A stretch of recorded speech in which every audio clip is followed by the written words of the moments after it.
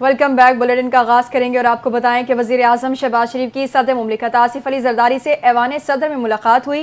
ملاقات کے دوران دونوں رہنماؤں نے ملک کے استحکام، ترقی اور خوشحالی کے لیے مل کر کام کرنے کے عزم کا اعادہ کیا۔ ملاقات کے موقع پر وفاقی وزراء خواجہ آصف، منصوبہ بندی احسن اقبال، اعظم نذیر تارڑ، وزیر اعظم کے مشیر برائے سیاسی امور رانا ثناء اللہ بھی شریک ہوئے۔ دونوں رہنماؤں کی جانب سے ملک کی سیاسی، معاشی اور سیکیورٹی صورتحال پر تبادلہ خیال کیا گیا۔ اس موقع پر ملک میں امن و امان کی صورتحال اور دہشت گردی کے خلاف اقدامات پر بھی بات چیت ہوئی۔ KB میں سینٹ انتخابات سے متعلق حکمت عملی پر بھی بات چیت ہوئی۔ وزیر اعظم نے معیشت کی بہتری کے لیے حکومتی اقدامات سے صدر مملکت کو آگاہ کیا۔ انڈونیشیا کے وزیر دفاع کی سربراہی میں ایک اعلیٰ سطح کے وفد نے GHQ میں آرمی چیف سے ملاقات کی۔ ISPR کے مطابق ملاقات کے دوران باہمی دفاعی تعاون، علاقائی سیکیورٹی کی صورتحال اور دو طرفہ فوجی روابط پر تفصیلی بات چیت ہوئی۔ وفود کی سطح پر ہونے والی بات چیت میں دفاعی شعبوں میں تعاون کو مزید فروغ دینے پر اتفاق کیا گیا۔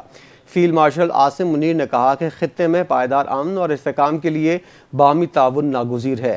انڈونیشیا کے وزیر دفاع نے انسداد دہشت گردی کے خلاف جنگ میں پاک فوج کی کامیابیوں کو سراہتے ہوئے دونوں ممالک کے درمیان فوجی تعاون کو مضبوط بنانے کی خواہش کا اظہار کیا۔ وزیر داخلہ محسن نقوی سرکاری دورہ ایران کے دوران مشہد پہنچ گئے ہیں۔ صوبہ خراسان کے گورنر جنرل غلام حسین مظفری نے مشہد ایئرپورٹ پر ان کا استقبال کیا۔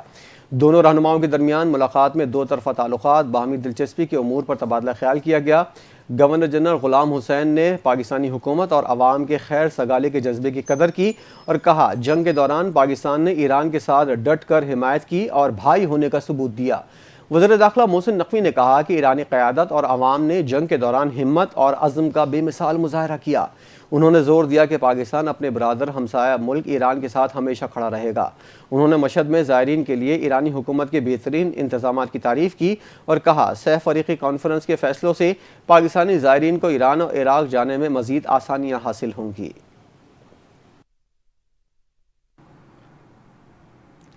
وزیر اعظم شہباز شریف سے انڈونیشیا کے وزیر دفاع کی ملاقات۔ تمام شعبوں میں دو طرفہ تعاون کو مزید فروغ دینے کے عزم کا اعادہ کیا گیا۔ وزیر اعظم نے انڈونیشین صدر کے لیے نیک خواہشات کا اظہار کیا۔ ملاقات میں پاکستان اور انڈونیشیا کے درمیان گہرے تاریخی، برادرانہ اور دوستانہ دو طرفہ تعلقات پر گفتگو کی گئی۔ وزیر اعظم شہباز شریف نے کہا کہ پاکستان اور انڈونیشیا کے درمیان مشترکہ ثقافت، مذہب اور تاریخی رشتوں پر مبنی دیرینہ دوستانہ تعلقات ہیں اور دونوں ممالک بین الاقوامی فورمز پر ایک دوسرے کی حمایت کرتے ہیں۔ شہباز شریف نے باہمی فائدہ مند منصوبوں میں سرمایہ کاری کے لیے انڈونیشیا کے ساتھ تعاون کو مزید فروغ دینے پر زور دیا۔ انڈونیشین وزیر دفاع نے انڈونیشیا کے صدر کی جانب سے وزیر اعظم شہباز شریف اور پاکستان کے عوام کے لیے نیک خواہشات کا اظہار کیا۔ انہوں نے انڈونیشیا کے پاکستان کے ساتھ دفاعی تعلقات کو مزید مضبوط بنانے اور مختلف شعبوں خصوصاً دفاعی پیداوار میں تعاون کے مزید مواقع تلاش کرنے کی خواہش کا اعادہ کیا۔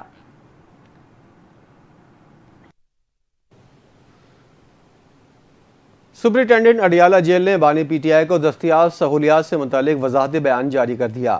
عبدالغفور انجم کا کہنا ہے بانی PTI کو جیل میں B کلاس کی تمام سہولیات میسر ہیں۔ انہیں خوراک، صحت، کتابیں، اخبارات، واک، ورزش کی سہولت میسر ہے۔ بانی PTI کو 7 سیلز پر مشتمل کمپلیکس میں رکھا گیا ہے۔ چہل قدمی کے لیے کھلا صحن بھی موجود ہے۔ انہوں نے بتایا کہ بانی PTI کے پاس ایکسرسائز سائیکل، LED، اخبارات، ذاتی کتب کی سہولت میسر ہے۔ بانی کو فراہم سہولیات B کلاس کی کسی بھی اسیر کو میسر نہیں۔ انہیں اپنا کھانا تیار کرانے کے لیے قیدی کوک کی سہولت بھی میسر ہے۔ سپرنٹینڈنٹ اڈیالہ جیل کا کہنا ہے کہ بانی PTI نے 413 مرتبہ ٹویٹس کروائیں۔ بانی نے ٹویٹس میں ورکرز کو ملکی سیاسی سرگرمیوں کے لیے ہدایت جاری کی۔ عام انتخابات، سمبڑیال ضمنی انتخابات، 26 نومبر احتجاج، حکومت سے مذاکرات پر بھی ٹویٹر پر ہدایات جاری کی گئیں۔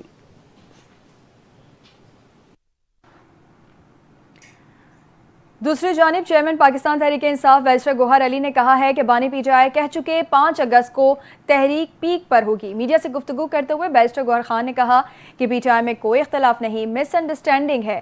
انہوں نے کہا کہ علی امین گنڈاپور کو بانی PTI کی حمایت حاصل ہے۔ گنڈاپور بہت اچھے طریقے سے صوبہ چلا رہے ہیں۔ ہماری پارٹی دوسری پارٹیوں کی پسند ناپسند پر نہیں چلتی۔ بیرسٹر گوہر نے کہا کہ سیاست میں دل بڑا رکھنا پڑتا ہے۔ ہم تحریک بھی چلائیں لیکن ہم کوئی گوریلا فورس نہیں۔ 2 سال ہو گئے، کامن سینس پر کرنی چاہیے۔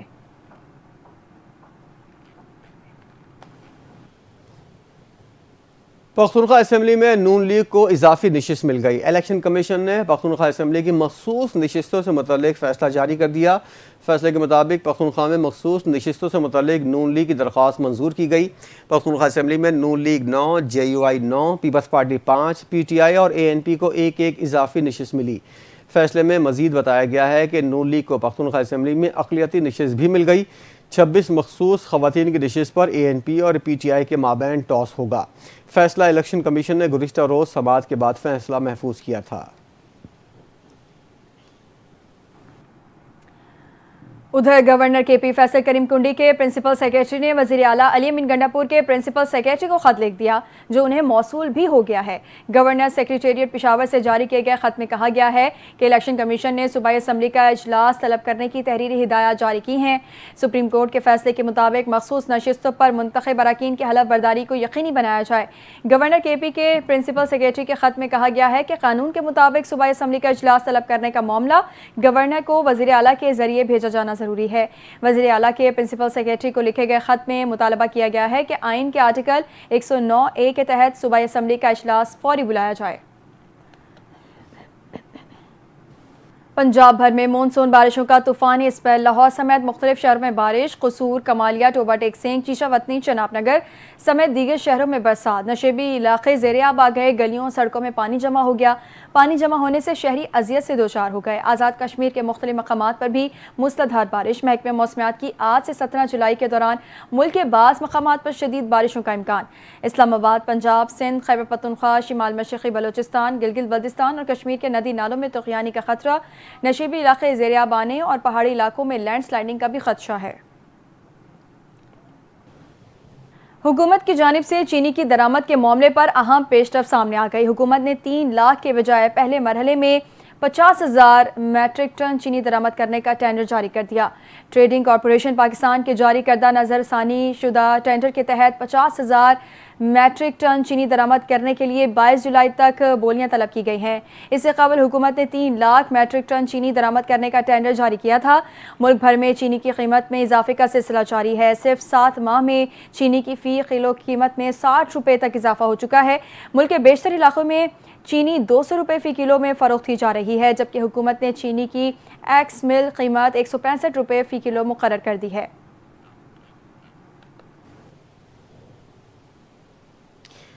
وزیراعظم شہباز شریف کی زیر صدارت دانش اسکولز اور یونیورسٹی کی تعمیر کے حوالے سے جائزہ اجلاس منعقد ہوا۔ دانش اسکولز اور یونیورسٹی کی تعمیر میں جدید کلاس رومز سے زیادہ سرمایہ کاری کی ہدایت۔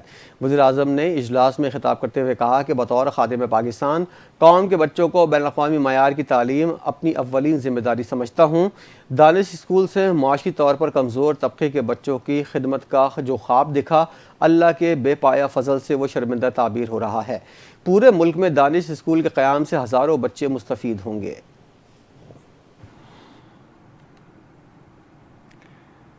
بانی پی ٹی آئی کی سابق اہلیہ ریحام خان نے اپنی سیاسی جماعت بنانے کا اعلان کر دیا ہے۔ ریحام خان کی پارٹی کا نام پاکستان ریپبلک پارٹی ہے۔ کراچی پریس کلب میں میڈیا سے گفتگو کرتے ہوئے ریحام خان نے کہا کہ نئی سیاسی جماعت عوام کی آواز بن کر حکمرانوں کا پیچھا کرے گی۔ پاکستان ریپبلک پارٹی عوامی مسائل کے حل کے لیے بھرپور جدوجہد کرے گی۔ انہوں نے کہا کہ میں پاکستان اسٹار بننے نہیں آئی تھی، اپنے پیاروں کو وقت دینے آئی تھی۔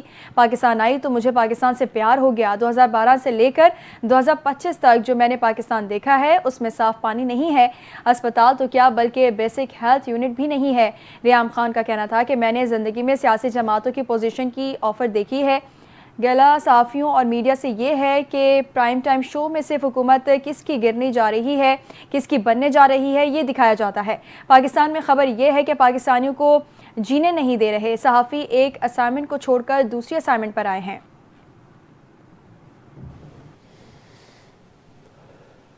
الیکشن کمیشن نے رکن قومی اسمبلی جمشید دستی کو نااہل قرار دے دیا۔ کمیشن نے ان کے خلاف اسپیکر قومی اسمبلی کی جانب سے بھیجے گئے ریفرنس کو منظور کرتے ہوئے محفوظ فیصلہ جاری کر دیا۔ الیکشن کمیشن نے جمشید دستی کی نااہلی کے حوالے سے دائر 2 علیحدہ درخواستوں کو منظور کرتے ہوئے قرار دیا ان کی جمع کرائی گئی تعلیمی اسناد جعلی ثابت ہو چکی ہیں۔ فیصلے میں کہا گیا ہے جمشید دستی نے قومی اسمبلی کی نشست کے لیے کاغذات نامزدگی جمع کراتے وقت جعلی تعلیمی دستاویزات پیش کی جو انتخابی قوانین کی صریحاً خلاف ورزی ہیں۔ الیکشن کمیشن کے فیصلے کے بعد جمشید دستی اب قومی اسمبلی اسمبلی کی رکنیت کے اہل نہیں رہے ان کی نشست کو خالی قرار دے دیا جائے گا۔ قانونی ماہرین کے مطابق الیکشن کمیشن کا یہ فیصلہ فوری طور پر نافذ العمل ہوگا، تاہم جمشید دستی کے پاس اس کے خلاف عدالت سے رجوع کرنے کا حق موجود ہے۔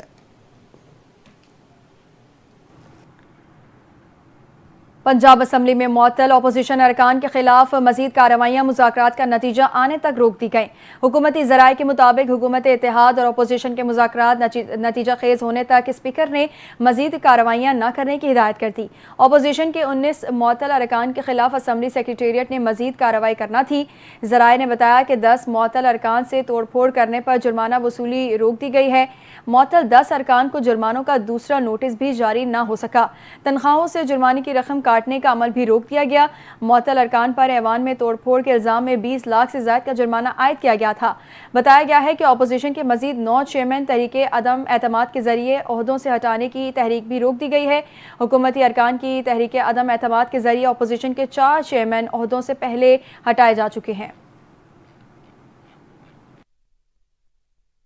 خبر یہ ہے کہ عوام پر ایک بار پھر پیٹرول بم گرانے کی تیاری۔ ملک میں آئندہ 15 روز کے لیے پیٹرول اور ڈیزل کی قیمتوں میں 6.5 روپے فی لیٹر تک اضافے کا امکان ہے۔ مٹی کا تیل اور لائٹ ڈیزل 3 روپے 74 پیسے سستا کرنے کی تجویز ہے۔ پیٹرولیم مصنوعات کی قیمتوں میں رد و بدل کی ورکنگ مکمل کر لی گئی ہے۔ وزیراعظم کی منظوری کے بعد پیٹرولیم مصنوعات کی قیمتوں میں کمی بیشی کا اعلان کیا جائے گا۔ پیٹرول 6 روپے 60 پیسے جبکہ ہائی سپیڈ ڈیزل 5 روپے 27 پیسے فی لیٹر مہنگا ہو سکتا ہے۔ لائٹ ڈیزل کی قیمتوں میں 2 روپے 23 پیسے فی لیٹر تک کمی کی تجویز ہے۔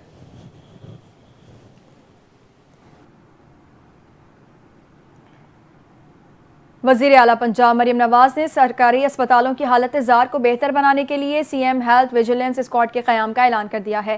اسکواڈ کا مقصد اسپتالوں میں ادویات کی فراہمی، عملے کی حاضری، کلینکل سروسز، آلات اور صفائی سمیت تمام انتظامی و طبی امور کی نگرانی کرنا ہے۔ پہلے مرحلے میں یہ اسکواڈ 3 اضلاع میں پائلٹ پروجیکٹ کے طور پر کام شروع کرے گا، جس میں doctors, pharmacist, bio medical engineers, budget officers اور ڈیٹا ایکسپرٹ شامل ہوں گے۔ وزیر اعلیٰ نے اسکواڈ کے لیے جامع چیک لسٹ تیار کرنے اور روزانہ کی رپورٹنگ یقینی بنانے کی ہدایت کر دی ہے۔ اجلاس میں پنجاب میں مختلف طبی سہولیات کو بہتر بنانے کے لیے gastroenterology centres, trauma centres, cardiology wards اور کیتھ لیبز کے قیام کی بھی منظوری دے دی گئی ہے۔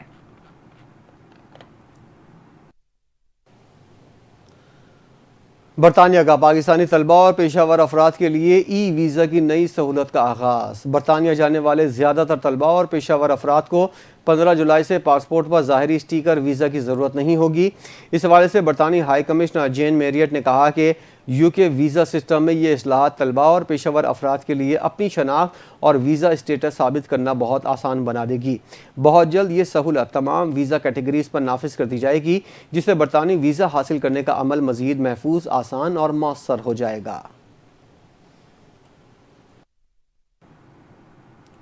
معروف ایتھلیٹ ارشد ندیم نے انکشاف کیا ہے گولڈ میڈل جیتنے کے بعد کیے گئے پلاٹس کے تمام وعدے صرف دعووں تک محدود رہے، حقیقت میں انہیں صرف نقد انعامات ہی ملے۔ گزشتہ سال ارشد ندیم نے تاریخ رقم کرتے ہوئے سب سے بڑی تھرو کے ساتھ اولمپکس کی تاریخ میں نیا ریکارڈ قائم کیا اور پاکستان کو 40 سال بعد اولمپکس میں گولڈ میڈل دلایا۔ ان کی اس بہترین کارکردگی پر کئی سرکاری اور کاروباری شخصیات کی جانب سے انعامات کا اعلان کیا گیا۔ سرکاری حکام اور تاجروں نے ارشد ندیم کو کروڑوں روپے، پلاٹس اور دیگر انعامات دینے کا وعدہ کیا۔ ارشد ندیم نے بتایا کہ نقد انعامات تو مل گئے ہیں، لیکن جن پلاٹس کا وعدہ کیا گیا تھا وہ نہیں دیے گئے۔ ان کا کہنا تھا کہ پلاٹس کے تمام دعوے جعلی ثابت ہوئے۔ قومی ٹیم T20 میچز کی سیریز کھیلنے کے لیے آج رات بنگلہ دیش روانہ ہوگی۔ دورہ بنگلہ دیش میں قومی ٹیم 3 T20 میچز کھیلے گی۔ قومی ٹیم میں زیادہ تر نوجوان کھلاڑیوں کو شامل کیا گیا ہے۔